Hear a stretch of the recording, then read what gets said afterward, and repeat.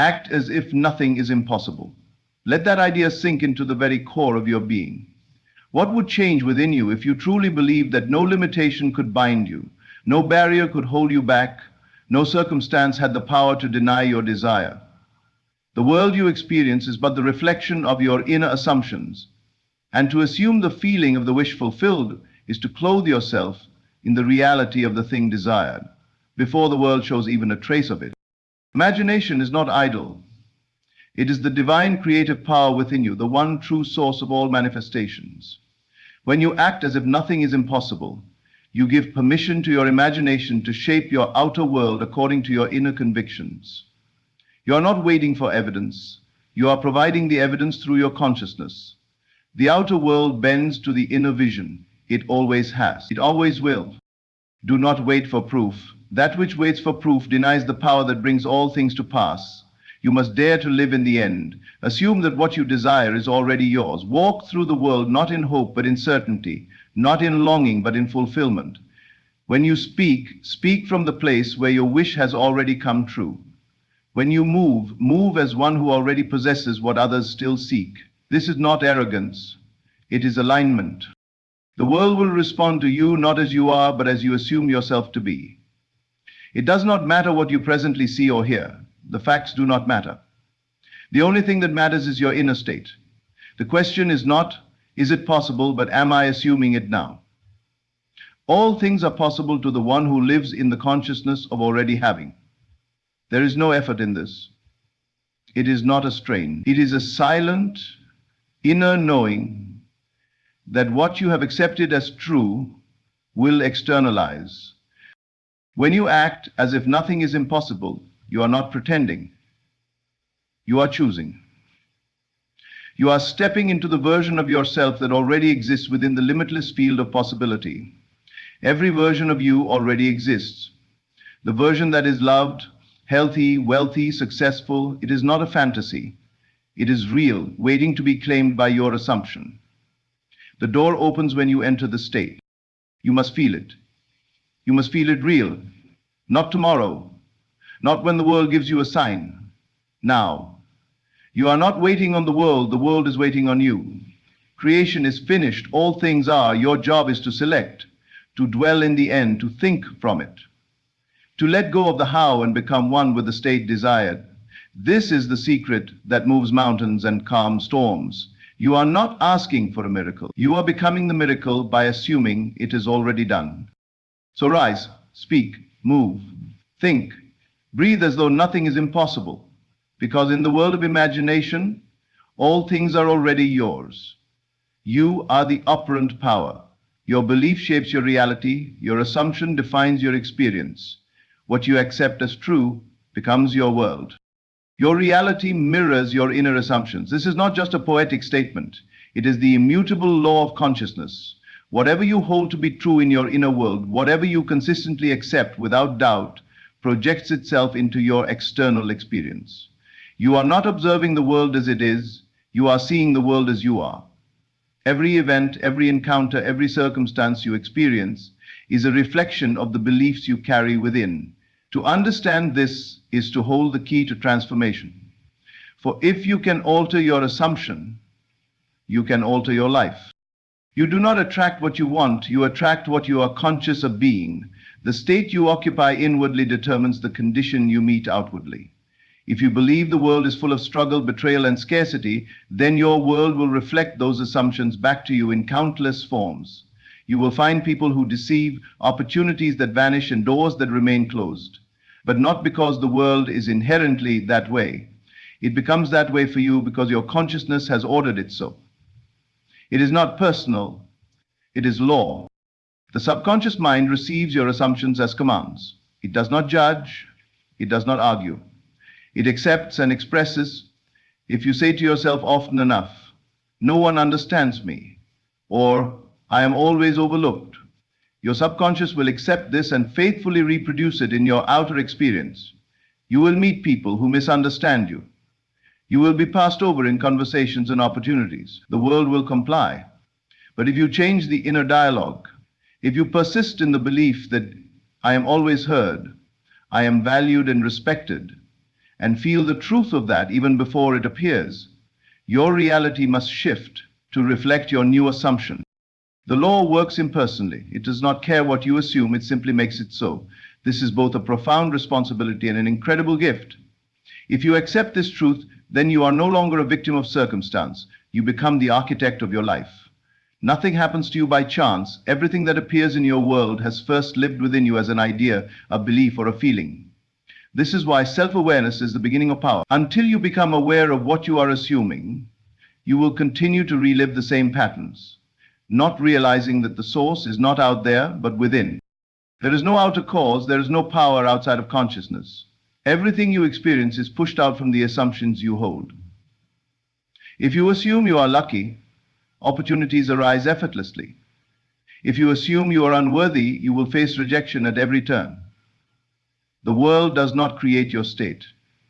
It reflects it. Your job is not to manipulate conditions, people, or circumstances.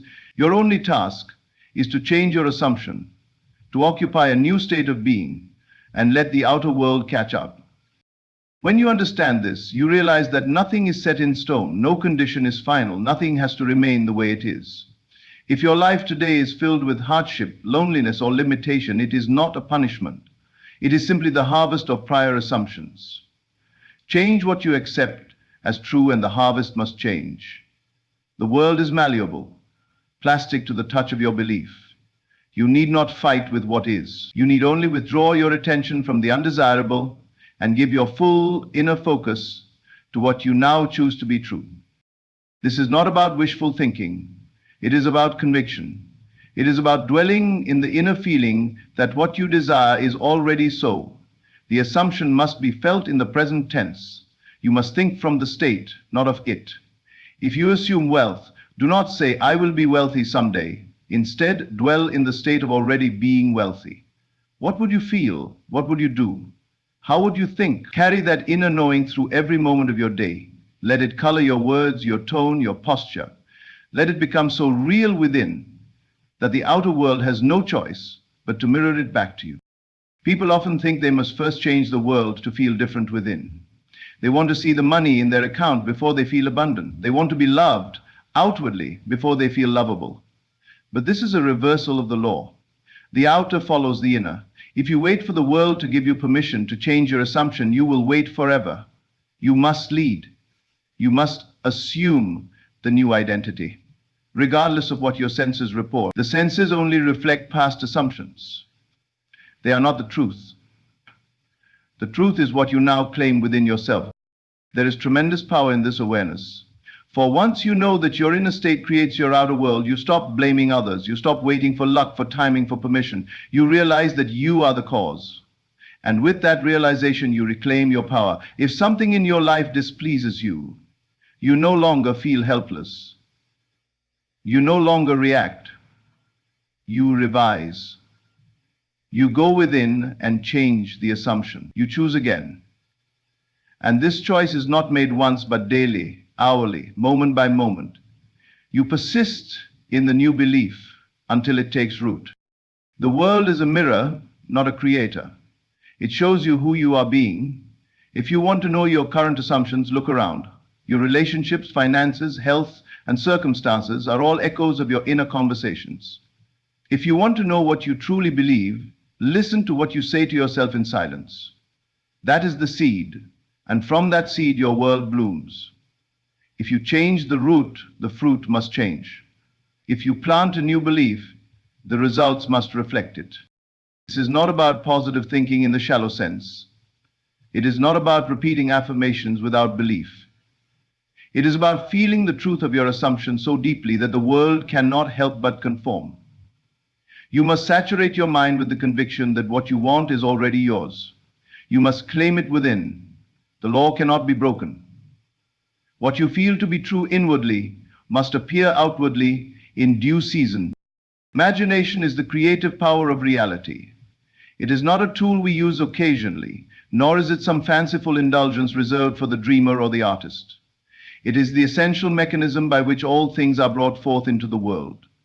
Everything that you see, touch, hear, and experience was once first imagined. The house you live in, the clothes you wear, the words you speak, Each originated in the unseen realm of thought and image before they appeared in tangible form. Nothing exists in the world that was not first held in consciousness. You are not given imagination by accident. It is not a passive element of your being. It is your divine creative faculty. When you imagine, you are creating. And what you persist in imagining, with belief, with feeling, must eventually solidify and crystallize into form. You may not know how or when it will happen, but imagination never fails to produce according to the depth of your conviction.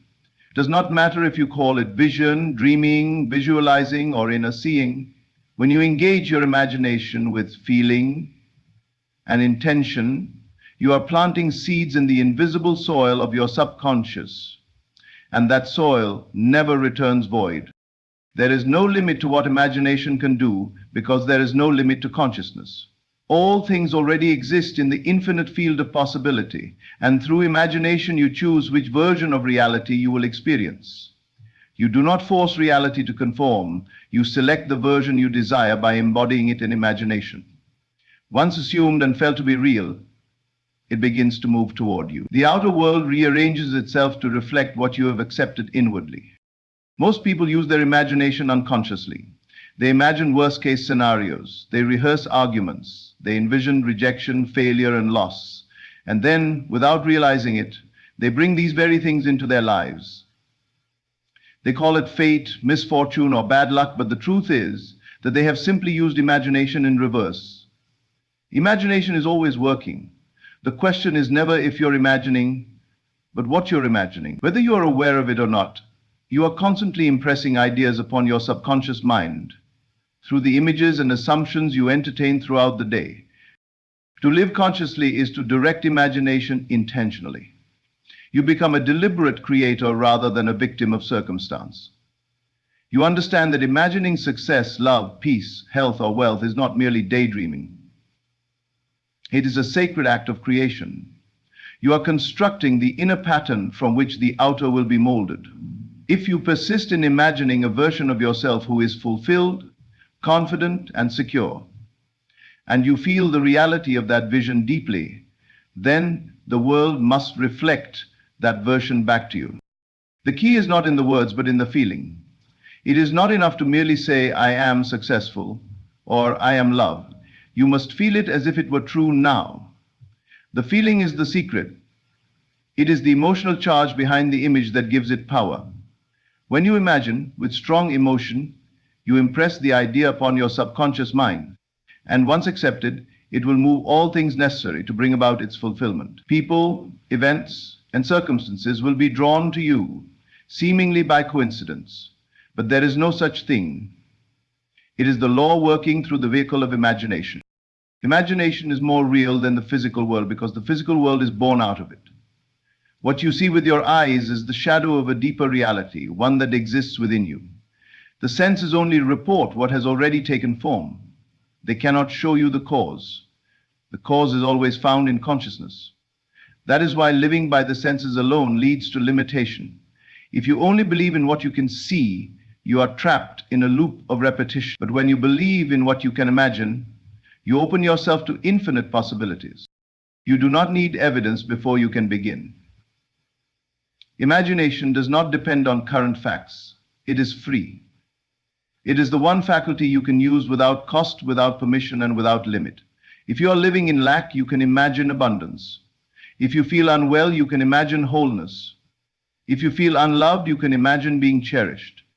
You can lift yourself out of any state by assuming its opposite in imagination. And if you persist in that assumption long enough, the outer world must reflect it. For the world cannot help but mirror back the contents of consciousness. The creative act is simple. Assume the feeling of the wish fulfilled. Occupy the state mentally and emotionally. Live from it, not toward it.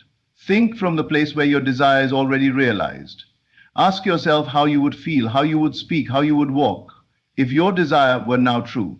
Let that imagined self become more real to you than your present circumstances. Let it guide your thoughts, your reactions, your inner dialogue. As you remain loyal to this inner image, the outer world will yield to its shape. Imagination is not pretending, it is selecting. You are not faking something when you act as if it is already true. You are claiming it. You are saying yes to a reality that exists, even if it is not yet visible. There is nothing dishonest in this. You are not lying to yourself. You are telling the deeper truth, that imagination precedes manifestation. What you see with your inner eye is as real, if not more so, than what you see with your outer one. The world of appearances is always a step behind the world of imagination. When you begin to trust your imagination more than your current circumstances, you take back your power. You no longer seek permission from the world to believe in your dream. You no longer wait for conditions to improve before you feel better. You become the cause, you become the author.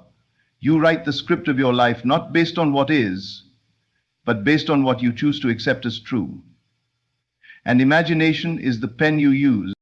It is not difficult to use imagination consciously. It requires only consistency and belief. Begin each day with a clear vision of the life you desire. Close your eyes and see it, feel it, live it inwardly, and throughout the day return to that state. When doubt arises, return to the image. When the world shows you the opposite, return to the feeling. Persist and do not waver. The world must yield. It has no choice. Because it is not the creator, it is the creation. Imagination is the seed of all experience. When you treat it as sacred, when you understand its power and use it deliberately, you step into a different kind of life.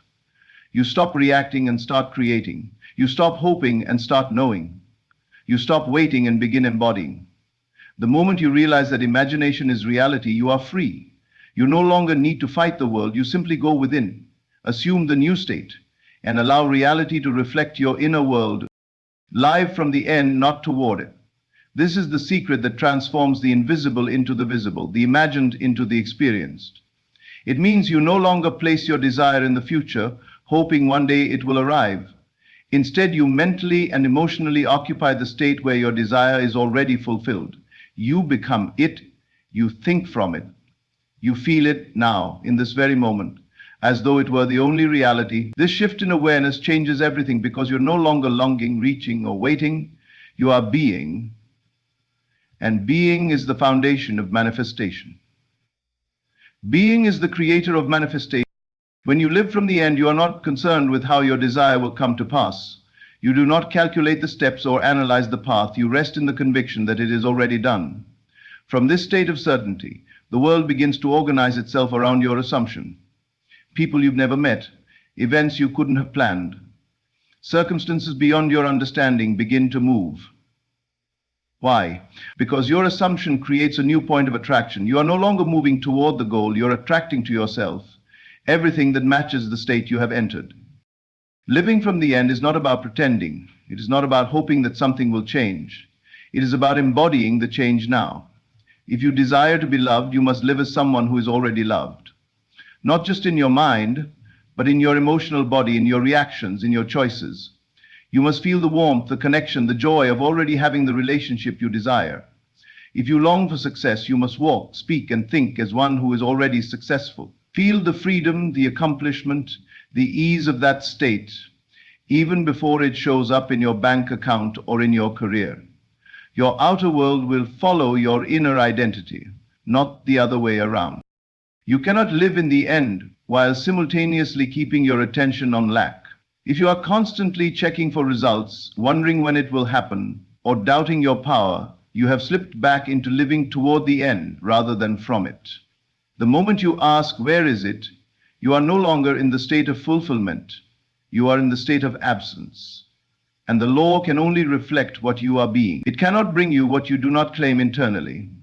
You must hold the inner tone of fulfillment so steadily that it becomes more real to you than anything your senses report. This requires a discipline of the imagination. It requires the willingness to turn away from the facts and remain loyal to the vision, not just occasionally but consistently. It means that when circumstances appear unchanged, you do not waver, you do not drop your assumption, you reaffirm it. You go deeper into the state, you feel it more fully. You saturate your awareness with the reality of the end fulfilled, and as you do, you are rewriting the script of your life. You are telling the universe what is real for you, and the universe must respond accordingly. You must also learn to identify yourself with the new state. It is not something outside of you that you're trying to reach. It is something within you that you are now choosing to embody. If you want to be healthy, you must assume the identity of one who is healthy. Not tomorrow, not when the symptoms disappear, but now. Feel the vitality in your body. Move as someone who is strong and whole. Let your imagination teach your body what it means to be well. As you persist in that assumption, your body begins to reorganize around it. You are not healing the body through effort. You are impressing upon the body a new pattern through consciousness. This applies to every area of life. If you want wealth, do not approach it as someone who lacks. Do not beg or bargain. Instead, imagine what it would feel like to have complete financial freedom. What does that feel like in your body? What choices would you make? What kind of thoughts would you entertain?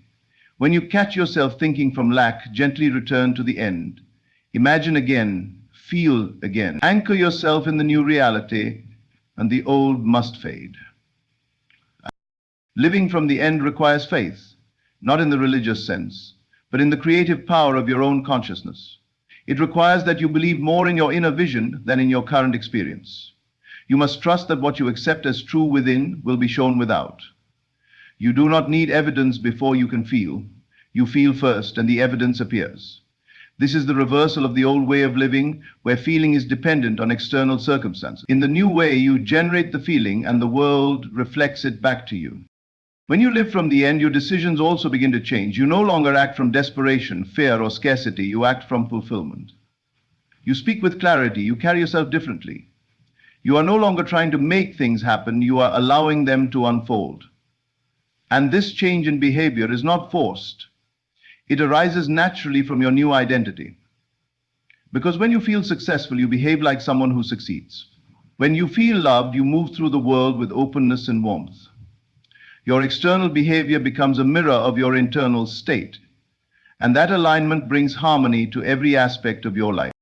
Even your emotional reactions change.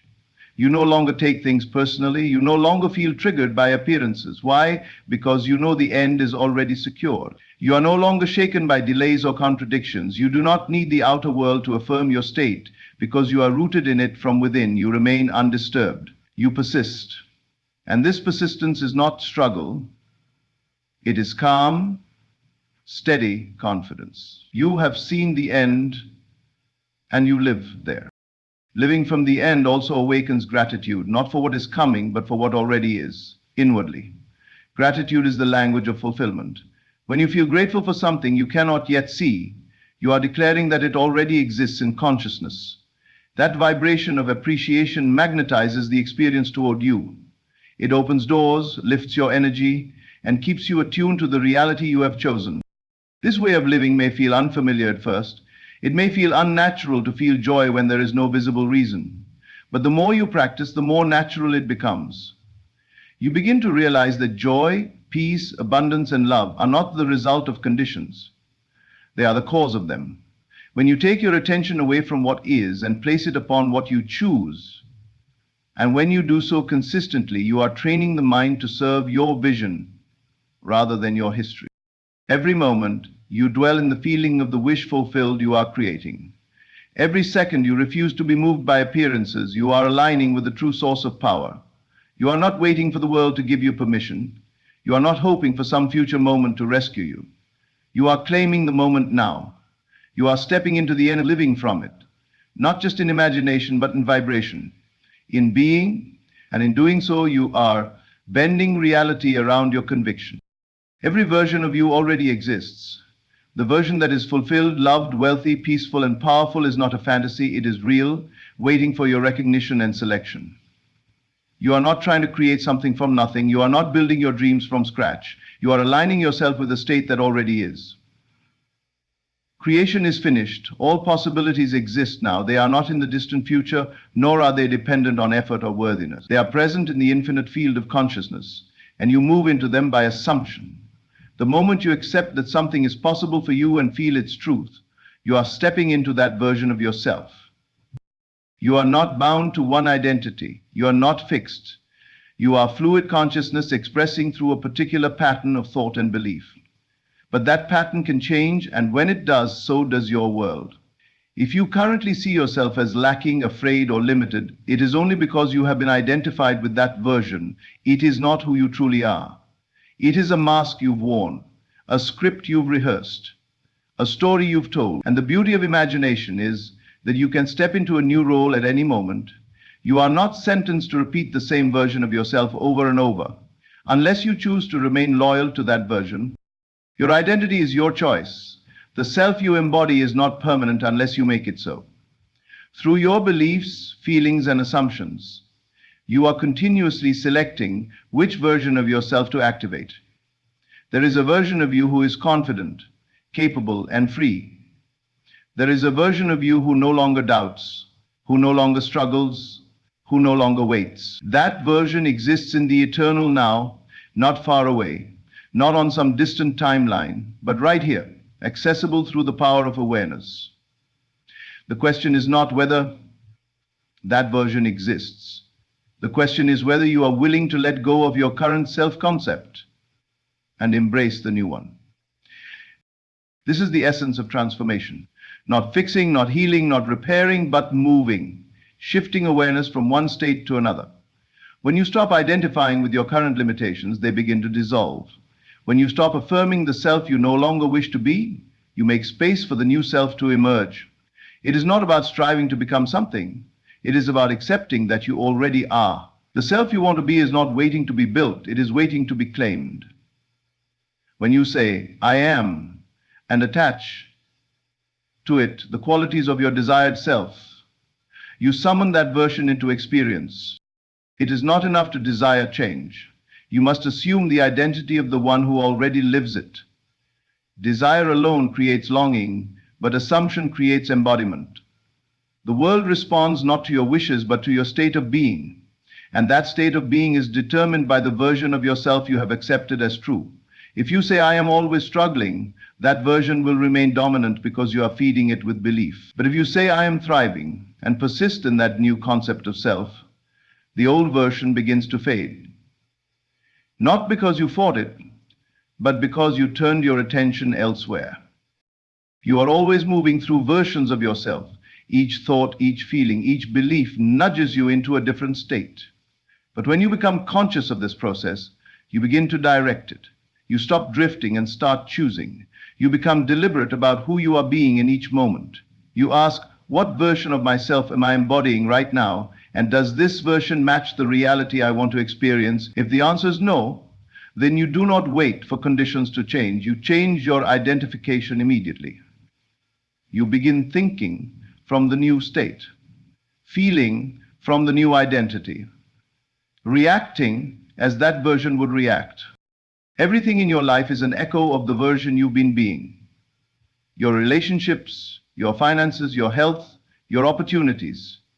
They are not accidents, they are reflections. If you want a new reflection, you must stand in front of the mirror as a new version.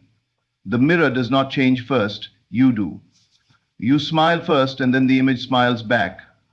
You step into abundance internally and then life meets you there. You feel love within yourself and then the world mirrors that love. This is not philosophy, it is a law. Consciousness is the only reality, and your identification with a particular state is what brings it into form. You have within you the entire spectrum of possibility. You can be timid or bold, fearful or free, lacking or abundant. And you may think you need to work hard or change your environment in order to access a new version of yourself, but the change is internal. It begins with an act of imagination. Close your eyes. Picture the version of yourself who already has everything you desire. See how they move, hear how they speak. Feel their confidence, their ease, their clarity. That version is not a fantasy, it is you, minus the doubt. It is the you that has always been, waiting to be accepted. When you remain loyal to a new concept of self, the world must rearrange to reflect it. People will treat you differently, opportunities will appear, circumstances will shift, not because the world has changed, but because you have changed your frequency. You are no longer matching the old patterns. You are no longer reacting from the old self. And so the world no longer has a reason to give you the old story. It has no choice but to echo the new one. You cannot be both versions at once. You must choose. You cannot keep feeding the old beliefs and expect a new life to appear. You must die to the old self. You must let go of the familiar discomfort, the habits of limitation, the comfort of struggle. And yes, it may feel unfamiliar at first. It may feel strange to declare, I am successful, when there is no proof. But remember, you are not waiting for the proof. You are creating it. You are becoming the cause. You are stepping into a new version. And that version will bring its own evidence. The mind may resist. It may whisper, that's not who you are.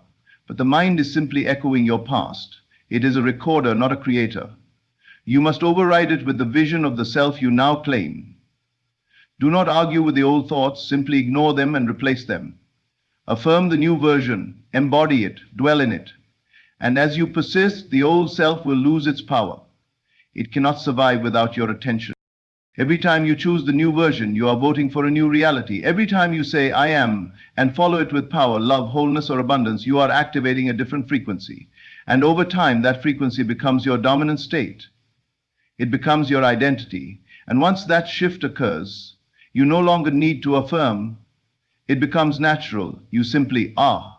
And the world responds not because you forced it, but because you remembered who you really are. You are the operant power. This is the foundation of all manifestation, all transformation, all creation. Nothing moves unless you move it in consciousness. There is no force outside of you deciding what you may or may not have, what you can or cannot become. You do not need permission from the world to create. You are not subject to chance, fate, or external conditions. You are the cause, the center, the one directing the flow of experience. Until you accept this truth, you will continue to give your power away to people, to circumstances, to timing, to rules that were never real to begin with. But once you realize that it is your consciousness that shapes your reality, you no longer wait, you assume. Being the operant power means that nothing happens unless you allow it to happen through your attention and belief.